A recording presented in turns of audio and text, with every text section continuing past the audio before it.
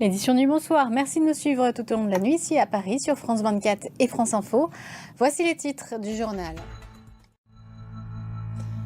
Et une entrevue dans le bureau ovale qui a tourné à l'escalade verbale entre le président et le vice-président américain et Volodymyr Zelensky. Altercation devant les caméras du monde entier. Et Volodymyr Zelensky qui a écourté sa visite à la Maison-Blanche mais a donné une interview à Fox News dans laquelle il explique ne pas devoir d'excuses depuis Washington. Sonia Dridi, qui était présente tout au long de la journée à la Maison-Blanche, a pu parler avec des politiques américains de l'escalade verbale. On l'écoute. Après cette altercation, les capitales occidentales ont réagi. Certains ont confirmé leur soutien à l'Ukraine, inébranlable pour Keir Starmer. Dans le reste de l'actualité, en France d'abord, alors que le cyclone Garance s'éloigne maintenant de l'île de la Réunion, on déplore au moins 3 morts.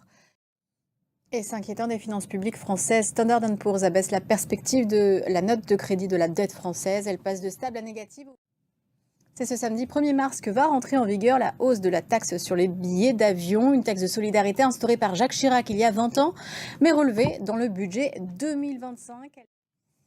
Et mars sera aussi le mois du Ramadan cette année pour les musulmans. En France, le jeûne débutera dans quelques heures. 1,6 milliard de musulmans vont donc honorer à travers le monde l'un des 5 piliers de l'islam.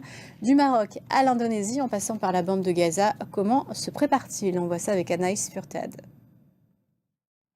Et on fait un tour du côté des Césars, 50e cérémonie des récompenses du cinéma français, présidée ce vendredi soir par Catherine Deneuve. Fin de cette édition, on se retrouve dans une quinzaine de minutes. À tout à l'heure.